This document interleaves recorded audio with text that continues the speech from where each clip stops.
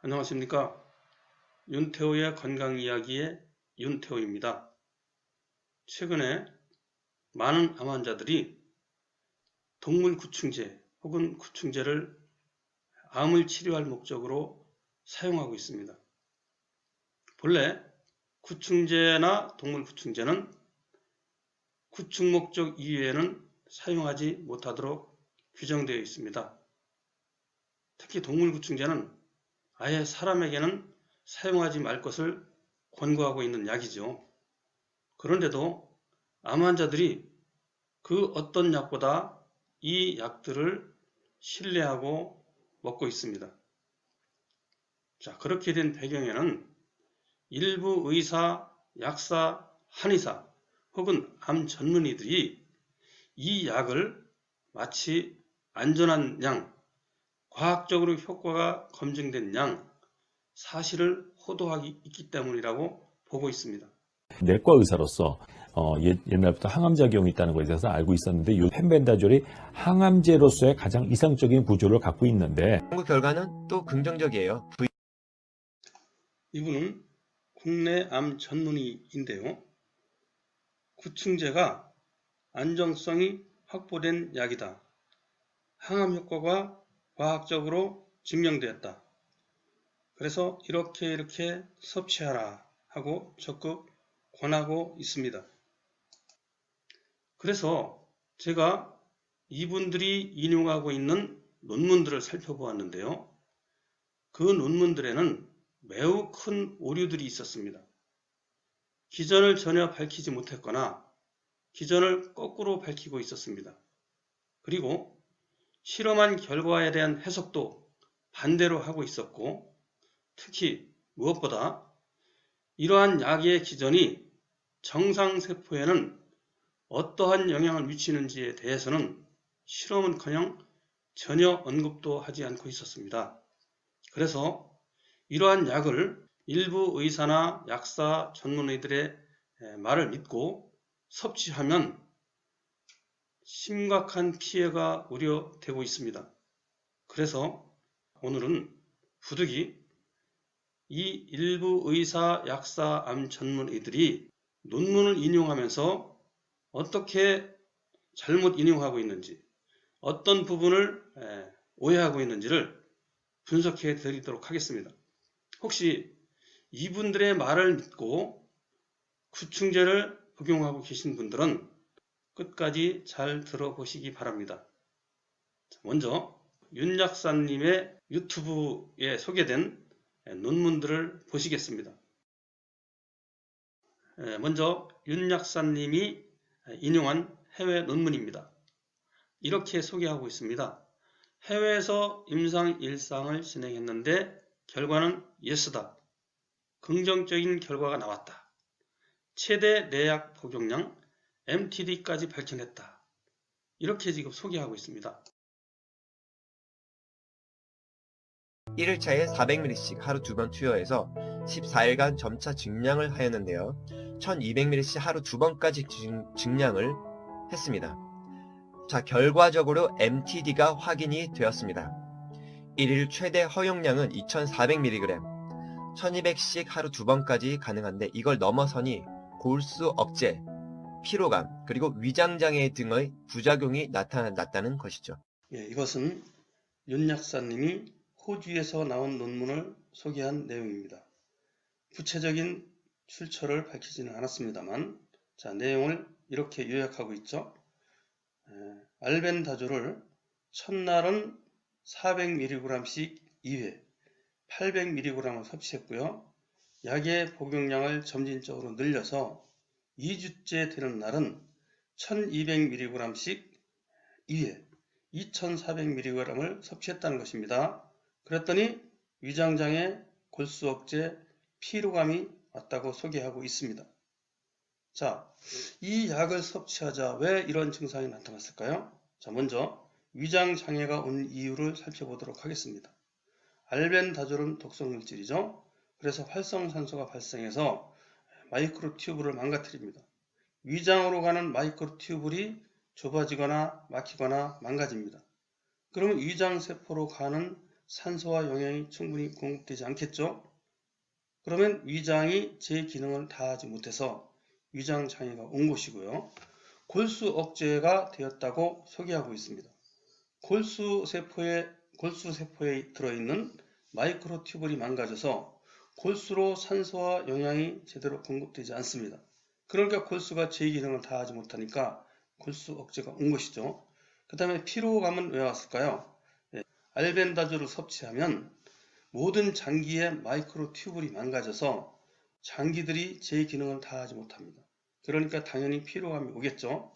자, 이러한 증상이 단 2주 만에 나타난 거예요. 자, 그런데 윤 약사님은 또 어떻게 결론을 맺는지를 한번 보시겠습니다. 1200ml씩 하루 2번, 2주간 복용 후 1주간 휴약을 한다. 윤 약사님은 자신이 인용한 호주에서 발표된 논문을 근거로 하여 이와 같은 주장을 했습니다. 자, 그렇다면 윤 약사님이 제시한 내약 복용량에는 문제가 없을까요? 한번 확인해 보겠습니다. 자, 먼저 이 실험은 불과 일상 임상에 불과합니다. 단 2주 실험을 한 것이죠. 약의 복용량을 결정할 때는 최소한 대규모 임상 시험인 그리고 장기간에 걸쳐서 어떠한 부작용이 나타나는지를 확인할 수 있는 사상 임상을 마쳐야 합니다. 보통 5, 6년 정도를 실험을 해봐야 되는 것이죠. 그런데 윤 약사님은 단 2주 실험한 것을 가지고 MTD를 제시하고 있습니다. 자, 이것은 문제가 근본적으로 있고요. MTD를 결정할 때도 계산을 잘못했습니다. 이 실험에서 실험 대상자들이 섭취한 약의 양은 2주 평균 2400mg이 아니고요. 1600mg입니다. 1600mg을 2주 섭취했을 때 위장장애, 골수 억제, 피로감이 온 것이죠. 그런데 그것을 2400mg씩 2주간을 섭취하라고 이렇게 제시하고 있습니다. 이 약의 특성상 장기 복용해야 되기 때문에 2400mg을 장기 복용하면 어떻게 될까요? 설사 계산을 제대로 하더라도 1600mg을 2주 복용 1주 휴약을 반복한다고 하더라도 약의 독성이 몸에 누적되기 때문에 위험하기는 마찬가지입니다. 그래서 윤 약사님은 지금 이 논문을 소개하면서 매우 큰 오류를 범하고 있다는 것이죠. 혹시 윤 약사님의 이 지침을 따라서 하루 2400mg을 섭취하는 분이 계시다면 윤 약사님한테 다시 한번 확인해 보십시오.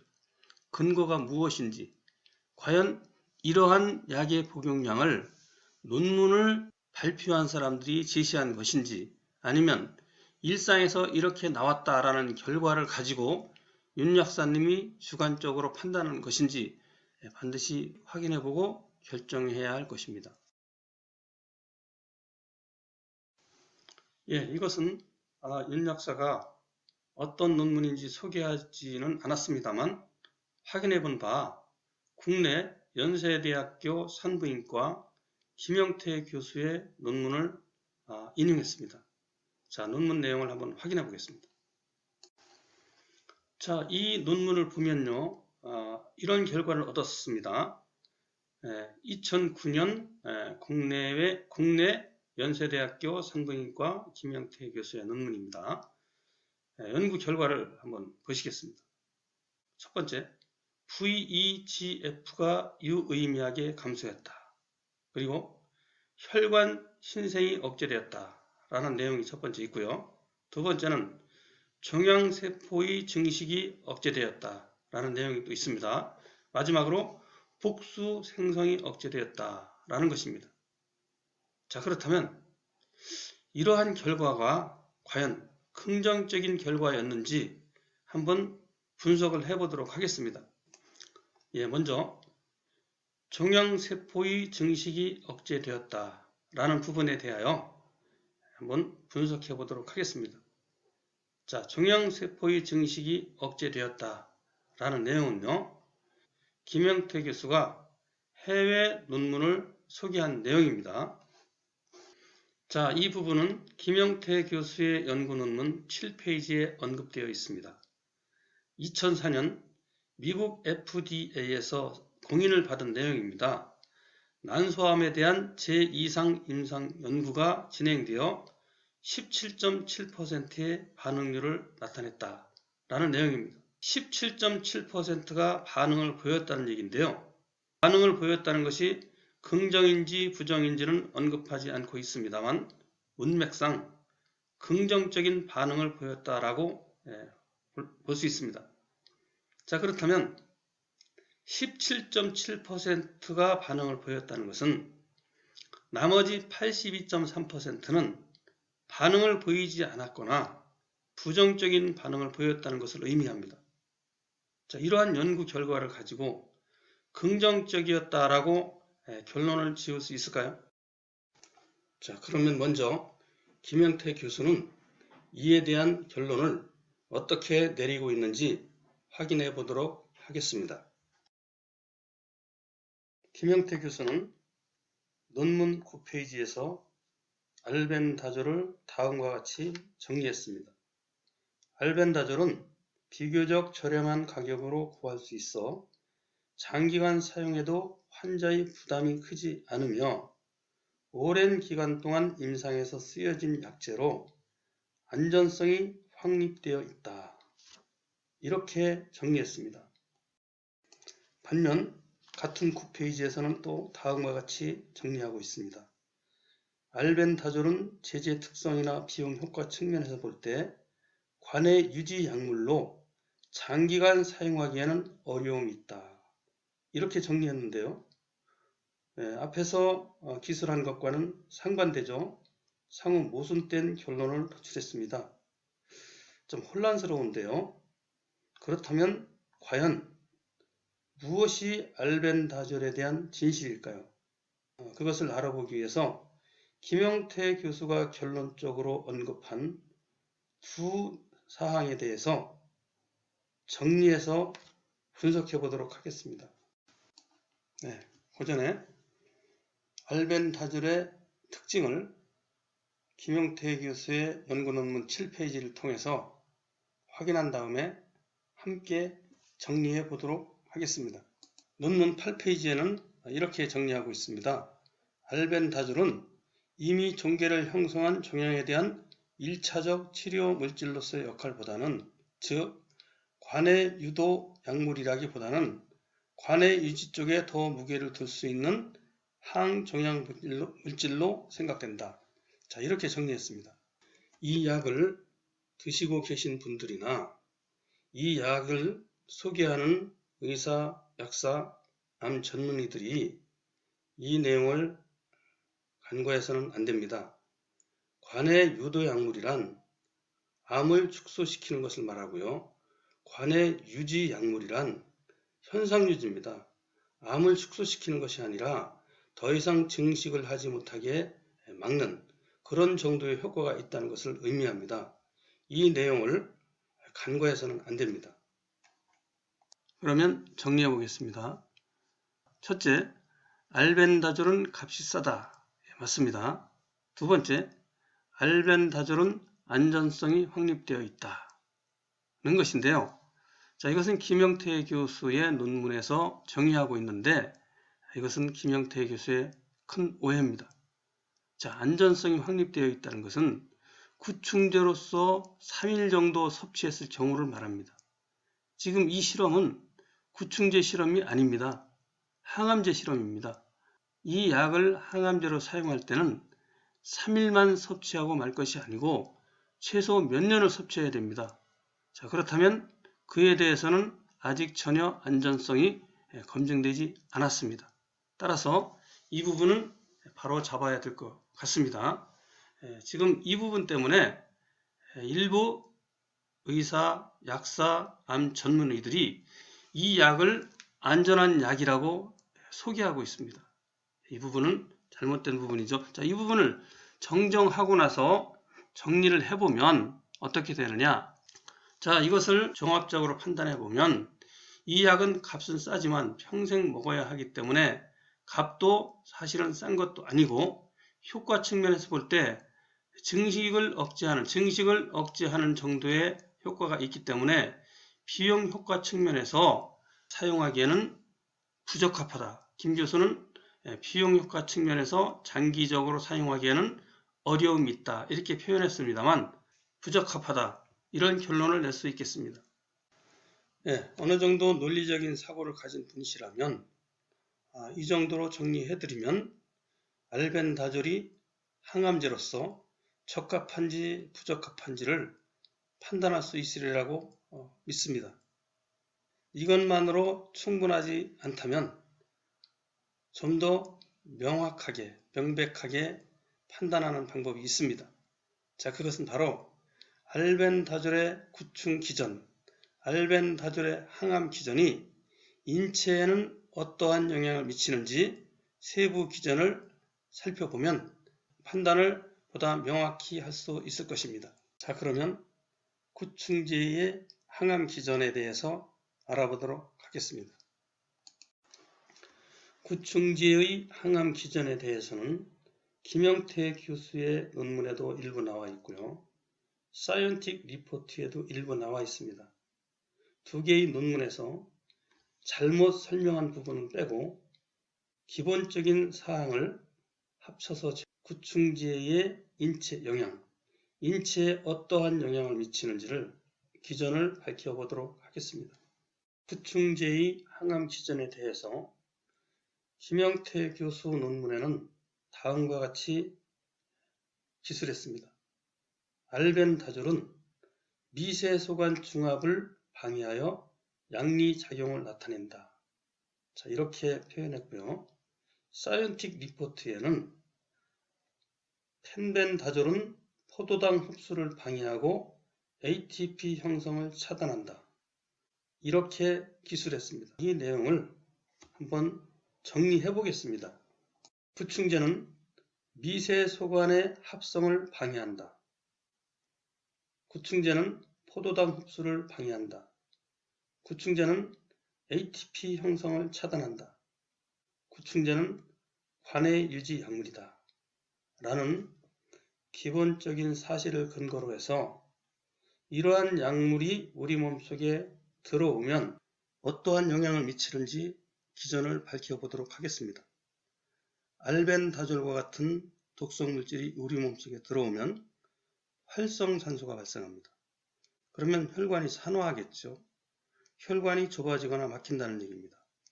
그러면 세포에 충분한 산소가 공급되지 않습니다. 산소가 부족하면 대사장애가 발생합니다. 자, 무슨 얘기냐? 우리가 음식물을 섭취하면 탄수화물이 소화돼서 포도당으로 바뀝니다. 이 포도당에서 ATP로 바뀌어야 이 ATP를 미토콘드리아에 저장했다가 에너지원으로 사용하는데 ATP로 전환하는데 반드시 산소가 필요합니다. 근데 산소가 충분히 공급되지 않으니까 ATP로 전환하는데 장애를 받습니다.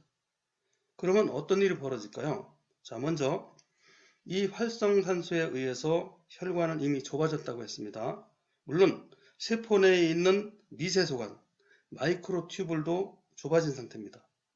자, 이 상태에다가 ATP마저 부족합니다.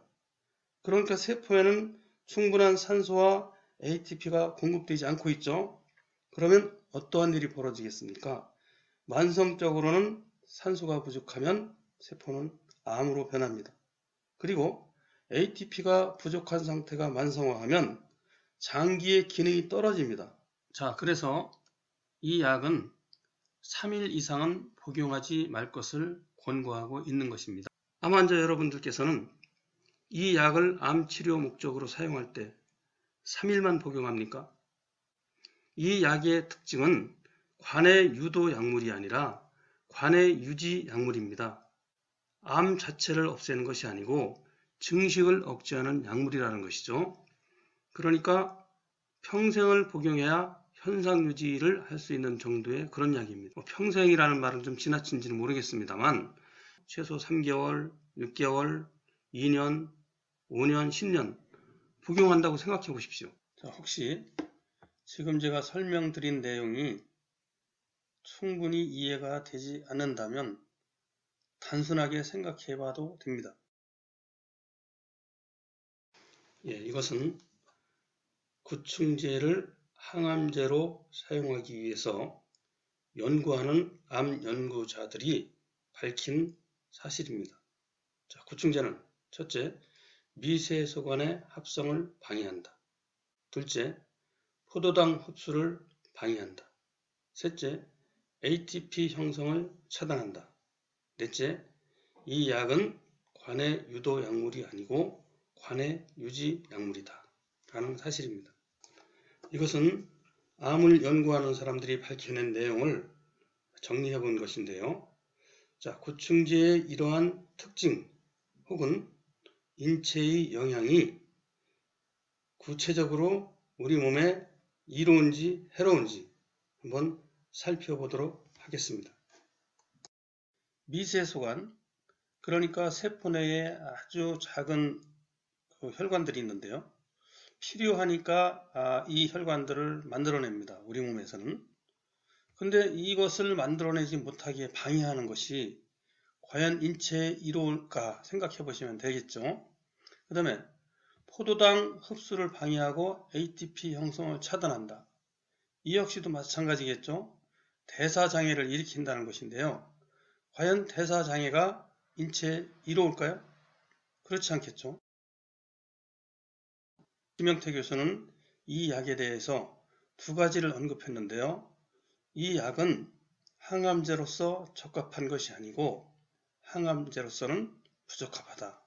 이 결론이 맞다라는 것입니다. 이번에는 김영태 교수의 연구 논문의 결과 VEGF가 유의미하게 감소했다라는 부분과 혈관 신생을 억제했다는 부분에 대해서 그것이 어떤 의미가 있는지, 즉 인체에 유익한지 해로운지 긍정적인지 부정적인지를 검증해 보도록 하겠습니다. 암을 연구하는 사람들은 새로운 혈관이 억제되면 암이 증식하지 않는다는 사실을 알아냈습니다. 또 새로운 혈관을 만드는 데는 VEGF가 필요하다는 사실도 알아냈죠. 그래서 VEGF만 억제시키면 새로운 혈관이 만들어지지 않아서 암이 증식하지 않는다는 사실을 알기 때문에 어떻게 해서든 VEGF를 감소시켜서 새로운 혈관을 억제하는 연구를 하고 있습니다.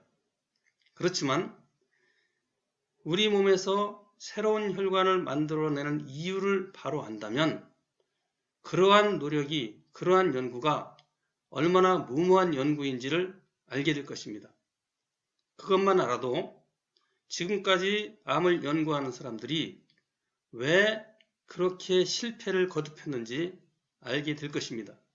지금부터 우리 몸에서 왜 새로운 혈관을 만드는지 그 이유를 설명드리도록 하겠습니다. 우리 몸에서 새로운 혈관을 만들어내는 데는 이유가 있는데요. 새로운 혈관을 왜 만들어낼까요? 뭔가 부족한 것을 더 공급받기 위함이겠죠. 자, 여기서 부족한 것, 필요로 하는 게 무엇일까요? 그것은 바로 산소와 영양입니다. 세포에 산소와 영양이 부족하면 세포는 생존이 어렵습니다. 매우 큰 고통을 받습니다. 따라서 새로운 혈관을 만들어내서 혈관을 통해서 산소와 영양을 공급받는 것입니다. 새로운 혈관을 만들기 위해서는 VEGF가 필요하죠. 그러니까 VEGF를 증가시켜서 새로운 혈관을 만들어내는 이유는 저산소, 저영양 상태에서 생존을 위한 세포의 자구책입니다.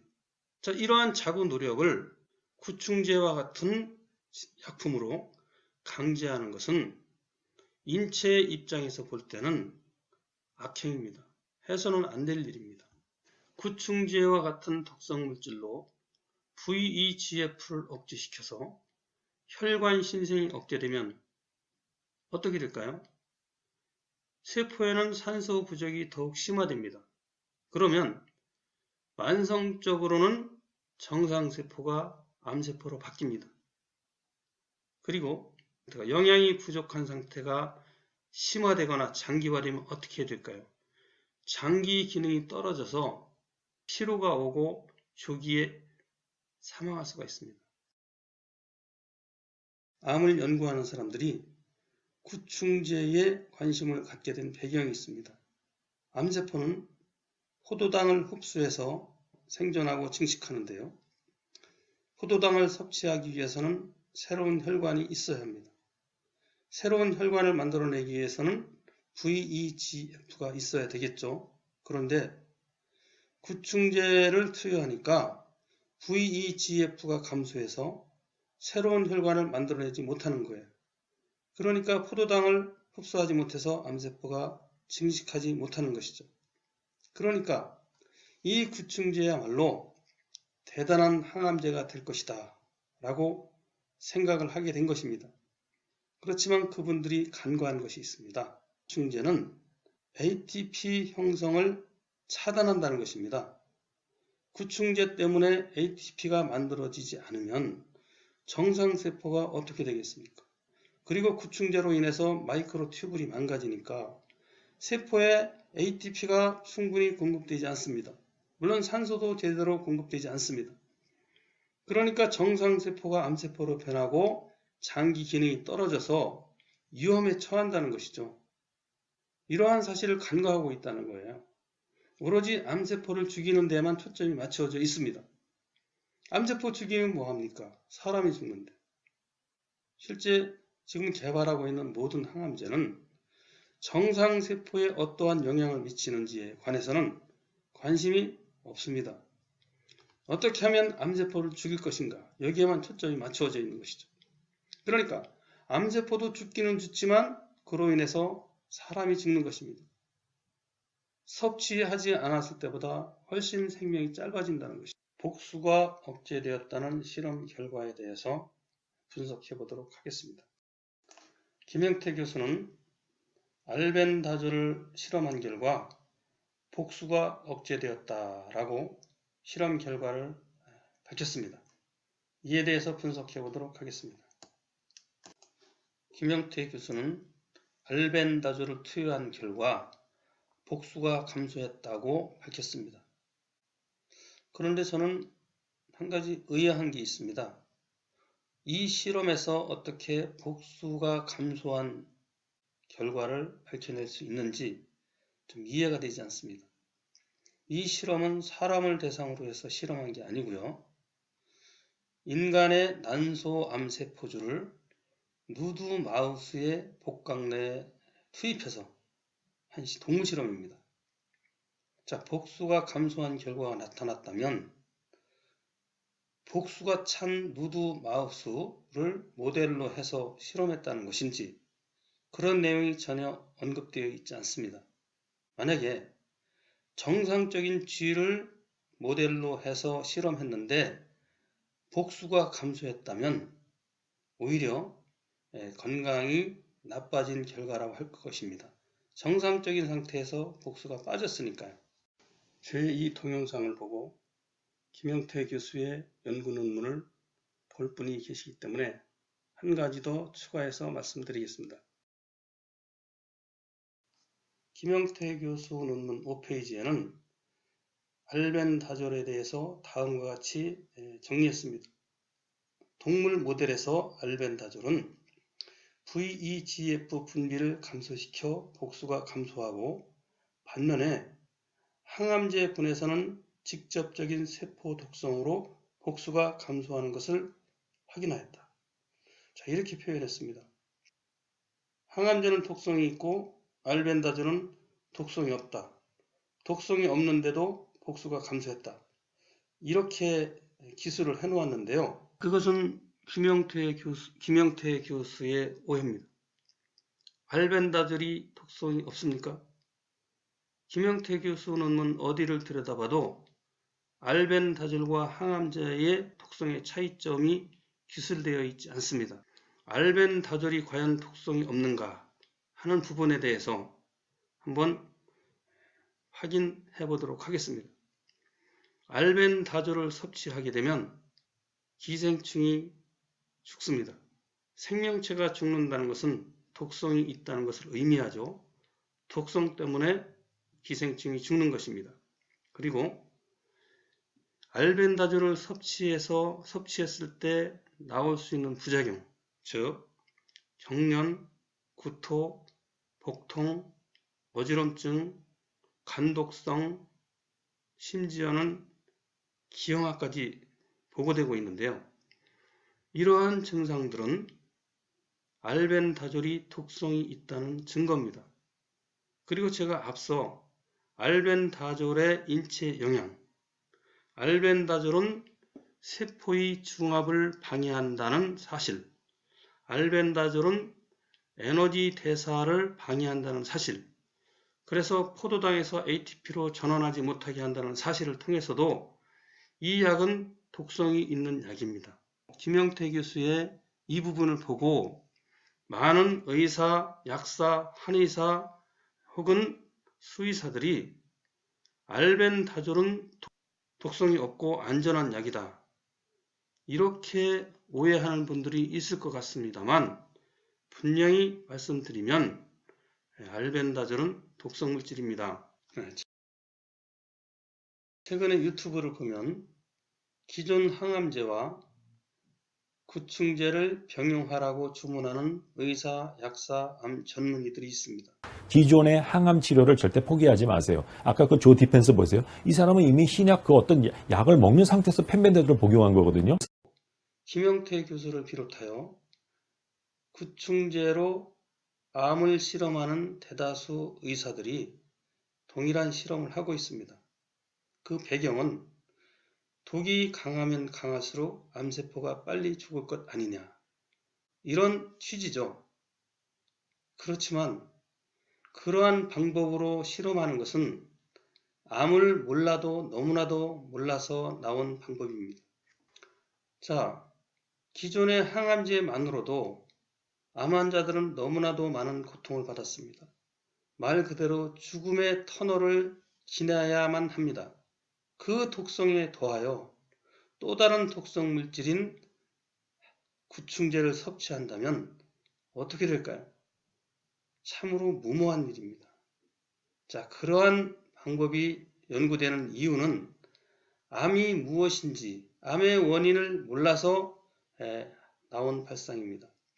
암이 왜 발병하는지를 알면 그러한 실험 자체를 시도할 수가 없는 것입니다. 왜 우리 몸에다가 독한 독성물질을 투여합니까? 우리 몸에서 필요한 것은 양약이지 독약이 아닙니다. 우리 몸에 필요한 것, 보다 산소와 영양이 세포에 잘 공급될 수 있는 그런 양약을 섭취해야지 이러한 물질들은 모두 산소와 영양을 공급하지 못하게 만듭니다. 그러한 약들을 2가지 혹은 3가지 칵테일 처방을 하고 있습니다. 얼마나 무모한 일입니까? 자연치유의 원리를 처음 접하는 분들은 다소 어렵게 느껴졌을 것입니다. 그러나 암의 본질이나 자연치유의 원리를 어느 정도 아는 분들은 상당 부분 이해했거나 최소한 공감을 했을 것입니다. 앞서 제가 분석해드린 것처럼 이 약은 항암제로는 부적합합니다. 이러한 분석은 제 임의로 한 것이 아니고 이 약을 제조했거나 연구한 암 연구자들이 밝힌 이 약의 인체 기전을 바탕으로 밝힌 것입니다. 그럼에도 불구하고 지금 구충제로 항암제를 실험하는 사람들은 이 약이 훌륭한 항암제가 될 것으로 기대하고 실험을 하고 있습니다. 구충제와 관련된 논문들을 보면 구충제로는 절대로 암을 치료할 수가 없다는 사실을 알 수 있습니다. 2, 3년 혹은 3, 4년 내에 되돌릴 수 없는 상황을 맞게 될 것입니다. 약의 독성이 기존 항암제보다는 좀 약해서 부작용이 조금 늦게 나타날 뿐입니다. 기존 항암제와 별반 다르지 않은 약입니다. 약한 항암제가 더 위험합니다. 부작용이 없는 줄로 오해하고 장기적으로 복용하기 때문이죠. 가랑비에 옷 젖는다는 말처럼 말이죠. 일부 의사, 약사, 암 전문의들은 구충제 관련된 논문에서 오해한 부분들을 그대로 인용하여 이 약을 안전하고도 훌륭한 항암제라고 소개하고 있습니다. 그러나 논문을 조금만 주의 있게 살펴보면 논문에는 매우 중대한 오류가 있음을 알 수 있습니다. 논문에 형식상 오류가 없다고 하더라도 검증해야 하는 것이 약품입니다. 생명을 담보하고 먹고 있는 것이기 때문이죠. 이 약은 아직 임상시험도 끝나지 않았습니다. 대부분 동물 실험만 했을 뿐입니다. 어떤 부작용이 나타날지 거의 검증이 되지 않았습니다.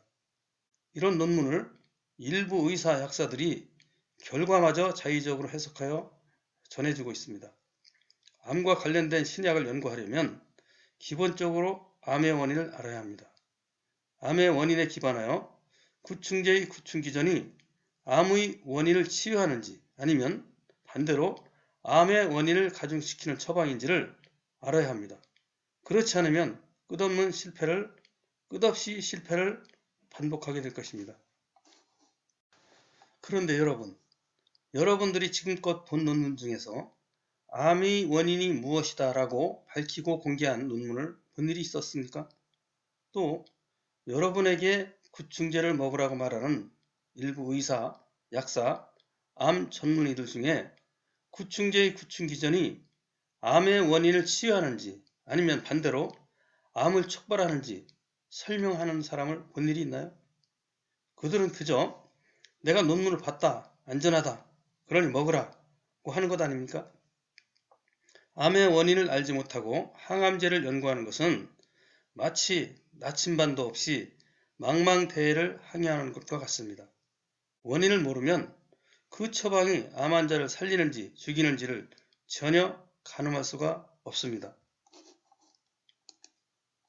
지금 암을 연구하는 사람들은 서울에서 목표 지점인 대전을 가고 있다고 열심히 달려갔는데 도착해보니 평양이라는 사실을 나중에 아는 것과 같습니다. 잘못 온 것을 알고 나서야 아니네 라고 말할 것입니다. 의학계는 항상 그래왔습니다. 그렇지 않았다면 벌써 암을 정복했겠죠. 동물 구충제로 항암제 실험을 하는 것은 참으로 무모한 일입니다. 무모한 일이라는 사실을 누구나 알 수 있습니다. 한번 조금만 생각해 보십시오. 사이언스 리포트의 논문 작성자들은 구충제가 ATP 형성을 차단하는 약이라고 말했습니다. 김영태 교수는 세포의 중합을 방해하는 약이라고 말했습니다. 그렇다면 이 약이 얼마나 해로운지 모를 리가 없습니다. 그런 약으로 암을 치료하겠다며 실험을 하고 있습니다. 이것은 암의 원인을 모른다고 해도 해서는 안 될 실험임을 누구나 알 수 있는 것입니다. 이 약은 아직 임상도 끝난 것이 아닙니다. 이런 약을 지금 죽는지 사는지 일단 먹어보자. 그런 거 아닌가요? 어떤 결과가 나오든 되돌릴 수 없습니다. 암은 구충제나 항암제 혹은 특정한 약초만으로 절대로 치료되지 않습니다. 그럼 대안이 뭐냐고 묻겠죠. 대안이 있습니다. 그것은 자신의 몸에 암이 왜 발병했는지 그 원인을 찾아서 개선하는 것입니다. 암을 극복하는 유일한 방법입니다. 원인을 무시하고는 절대로 암을 극복할 수가 없습니다. 혹 나는 돈은 얼마든지 있다. 돈은 아깝지 않으니 누군가가 뚝딱하고 암을 치료해 줄 것을 기대한다면 꿈을 깨는 것이 좋습니다. 암은 돈으로 치료할 수 있는 병이 아닙니다. 각자 개인에게 암이 발병했던 원인을 찾아 제거하는 것만이 유일한 방법입니다. 지금 암을 연구하는 사람들은 서울에서 목표 지점인 대전을 가고 있다고 열심히 달려갔는데 도착해보니 평양이라는 사실을 뒤늦게 알게 되는 것입니다. 목표 지점이 잘못됐다는 사실을 알고 나서야 이거 아니네 라고 말하는 것과 같습니다. 의학계는 항상 그래왔습니다. 안 그랬다면 벌써 암을 정복했겠죠. 동물 구충제로 항암제 실험을 하는 것은 참으로 무모한 일입니다. 무모한 일이라는 사실을 누구나 알 수 있습니다. 한번 조금만 생각해 보세요. 사이언스 리포트의 논문에는 구충제가 ATP 형성을 차단하는 약이라고 말했습니다. 김영태 교수는 세포의 합성을 방해하는 약이라고 소개했어요. 그렇다면 이 약이 얼마나 해로운지 모를 리가 없습니다. 그런데 암을 연구하는 사람들은 그런 뻔한 약으로 암을 치료하겠다며 실험을 하고 있습니다. 이것은 암의 원인을 모른다고 해도 절대로 해서는 안 될 실험임을 누구나 알 수 있습니다. 암을 극복하려면 암을 바로 알고 나서 그 바탕 위에서 방법을 선택해야 합니다. 저는 일부 의사들을 비판했습니다. 저도 저의 주장에 대하여 비판받을 준비가 되어 있습니다. 혹 논문 저자들이나 여기 등장하는 의사, 약사 혹은 기타 저희 이 동영상 내용을 비판할 분 계시면 비판해 주시기 바랍니다. 비난하지 마시고 비난 말고 비판을 해 주신다면 더 연구해서 아는 대로 성심껏 답변을 해 드리도록 하겠습니다. 감사합니다.